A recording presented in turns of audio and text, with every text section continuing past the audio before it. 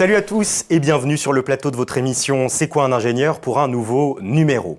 Alors aujourd'hui, mesdames et messieurs, je vais peut-être vous l'apprendre, mais vous êtes des grands gagnants. Pourquoi? Avez-vous sans doute envie de me demander? Eh bien parce que je vais vous le proposer le portrait de 2 ingénieurs pour le prix d'un. En même temps, comme vous n'avez rien payé, ça ne va pas vous changer grand-chose, mais vous allez le voir, cette confrontation d'expérience, de points de vue et de parcours va être extrêmement enrichissante. Arnaud Humbert-Droz et Clément Bézier sont mes invités aujourd'hui. Bonjour messieurs. Bonjour. Bonjour.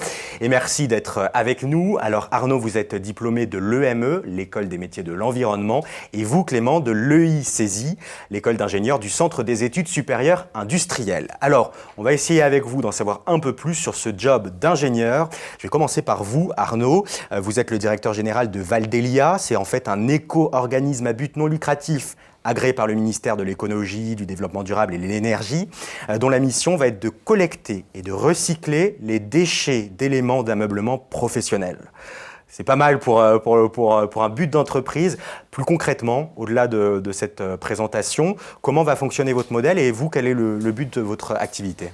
Alors, très concrètement, notre activité, c'est de mettre en place un système de collecte et de traitement de l'ensemble des mobiliers en fin de vie, dans cet esprit du Grenelle de l'environnement de 2010, qui est de faire de nos déchets la matière première de demain.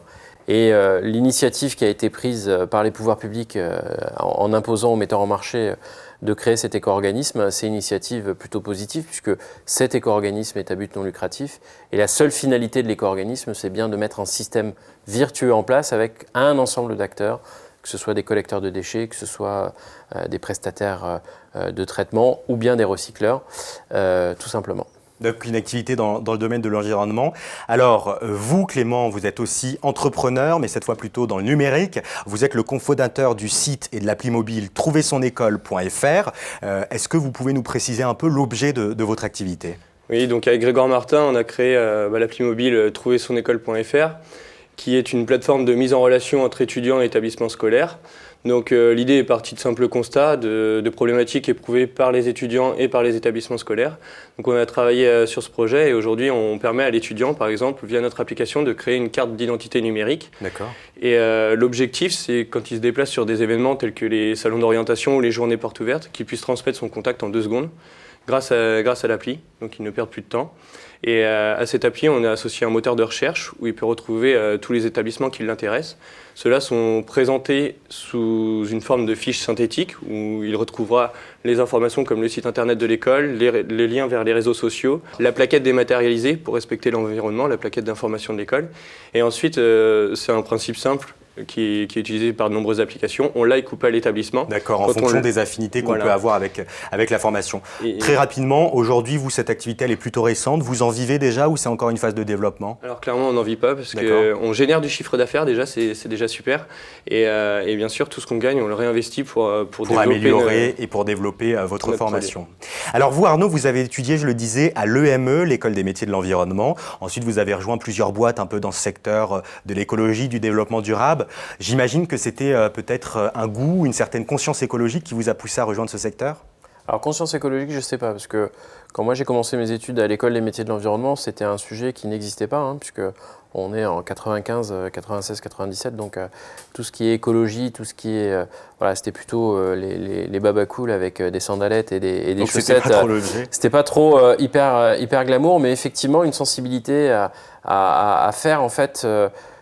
quelque chose de plutôt positif pour cette petite planète. Et puis surtout un sens d'une nouvelle économie. Beaucoup de choses à inventer, beaucoup de choses à réaliser. Et puis la volonté de faire autre chose. Être ingénieur un peu autrement. Ouais. Exactement. Alors vous, Clément, vous êtes diplômé de l'école d'ingénieurs du CESI.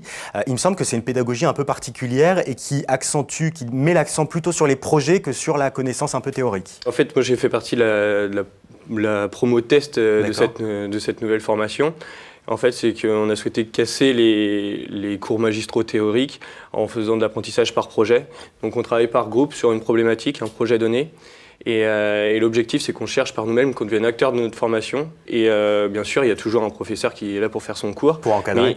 Il intervient par étapes et c'est nous qui faisons avancer le cours et qui sommes moteurs et acteurs de notre formation.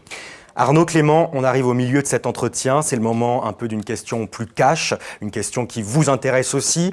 Pour vous deux, on va commencer par Arnaud. Est-ce qu'être ingénieur, c'est avoir un titre sur un diplôme ou c'est un peu autre chose? Très rapidement. Ah, c'est carrément autre chose. Être ingénieur, c'est pas avoir un titre sur un diplôme, ça n'a rien à voir.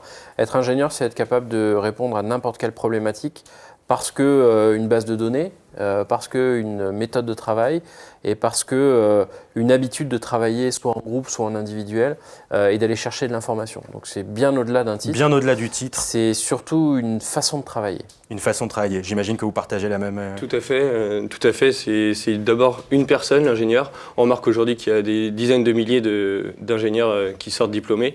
Mais bien sûr, dans les entreprises, on recrute une personne qui va s'intéresser à autre chose que forcément la formation qu'il a faite. C'est une personne complète qui va savoir réfléchir et justement gérer des projets. On sait bien qu'il y a beaucoup de chemins différents pour arriver à une seule solution. Et même, quand vous dites de chemins différents, aussi de cursus, parce que vous avez un profil qui est intéressant. Vous avez fait un bac STI, vous êtes ensuite passé dans un BTS construction métallique en alternance, puis vous avez rejoint une école d'ingé. Est-ce que c'est la preuve que pour devenir ingénieur, il n'y a pas besoin forcément de faire un bac S et puis ça prépa, qu'il y a d'autres manières de devenir ingé? Donc oui, c'est vrai. Moi, j'ai eu la chance de bénéficier de ces passerelles-là, d'avoir des personnes qui m'ont conseillé, qui m'ont fait confiance. J'ai fait mon BTS en alternance. J'ai mon chef qui m'a poussé à aller plus loin, à repousser mes limites. Et voilà, moi je dis que quand on est ingénieur, il faut avoir de l'ambition et toujours essayer d'aller plus loin. Et voilà. Et c'est ce que vous avez essayé de faire. C'est ce que j'ai fait. Et j'ai eu la chance d'être diplômé. D'être diplômé et de monter votre structure. Arnaud, on arrive à la fin de cet entretien. La dernière question, elle est pour vous. Finalement, quel conseil vous donneriez très rapidement à un jeune qui a envie de devenir ingénieur? Alors, si on n'était pas à la télé, j'utiliserais une phrase populaire. L'idée principale, c'est de se bouger et de surtout pas attendre que ça vienne. Et ça serait quoi la phrase populaire? Il faut sortir les doigts du cul. Il faut se sortir les doigts de son derrière, il faut foncer, il faut y aller. Voilà, c'est aussi ça être ingénieur, c'est être débrouillard. Merci beaucoup Arnaud Imbert-Droz d'avoir été avec nous et Clément Bézier, merci à vous deux. Merci à vous. Alors plus d'infos vous sur votre habitation, c'est trouversonécole.fr, voilà, pour en savoir plus. Et merci à vous d'avoir suivi ce nouveau numéro de C'est quoi un ingénieur. Moi ce que je vous propose, c'est que l'on se retrouve très vite, ici même sur ce plateau, pour un nouvel entretien. Vous avez vu une vision de ce que peut être le métier d'ingénieur, mais il y a beaucoup d'autres facettes. Et d'ici là, comme d'hab, rendez-vous sur demain.fr et mcetv.fr pour voir, revoir et partager cette émission. Et puis n'hésitez pas à venir me faire un petit coucou sur mon blog, l'Ingénu Ingénieur. À très bientôt.